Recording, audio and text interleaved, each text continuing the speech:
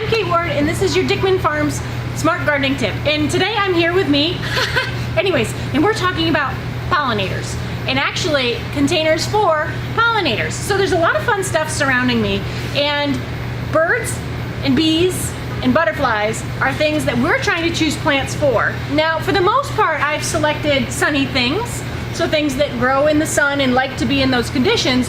That's where we get a lot of our best flowers. But there's a couple here that'll take the shadier conditions that are good for the birds and the bees and the butterflies. So, what have I got and how do I choose? Well, choose your colors. It's the same game as always, so what's my favorite color? Well, say you like purple. Well, here's a heliotrope. Fantastically fragrant, smells just like vanilla to me. And just beware that it can get big. So here's a young guy, here's a bit taller one. They can get nice and tall. So that can be the thriller to the top of your pot. And believe it or not, with this little deep throat on this particular plant, this will be good for not only butterflies, but also hummingbirds. They'll go through there very patiently.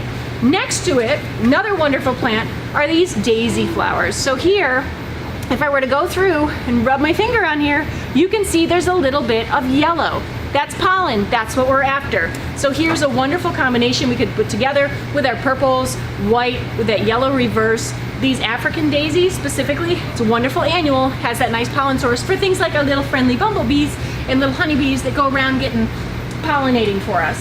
What else do I have over here? You guys know these are wax begonias.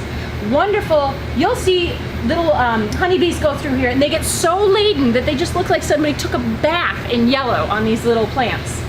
Other things I have here, well, this is coral bells. This is a perennial, so you can use some of your perennials, use them in the summer, transfer them in the fall, so they come back year after year for your friendly garden critters.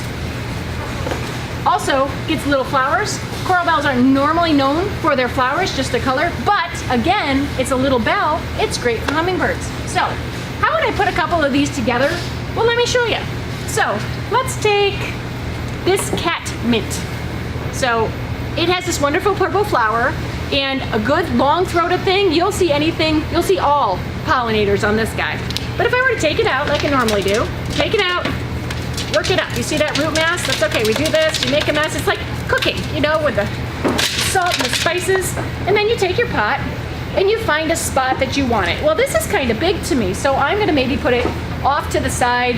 It will flop a little bit if you let it, so almost like a spiller or filler, spiller, thriller all in one. It's like the perfect combo plant. When the flowers start to go out of bloom, if you give this particular plant a little deadheading, so if I were to pinch or deadhead this off, it'll send me out new flowers. Yay! Don't mind that. What do I want to mix with it? Again, heliotrope, another biggie, so it'll be able to work with this big and compete with this big plant. Now, if you're working with perennials, know that perennials come back every year, that's a boon, but they have a bloom time.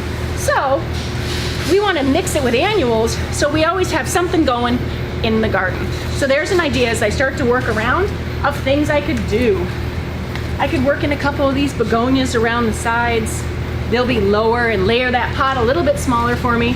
So it's a perfect, beautiful container garden that also happens to be a little haven for your friends.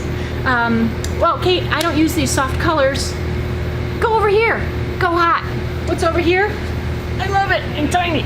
So I have things like this mix combo that we have this year.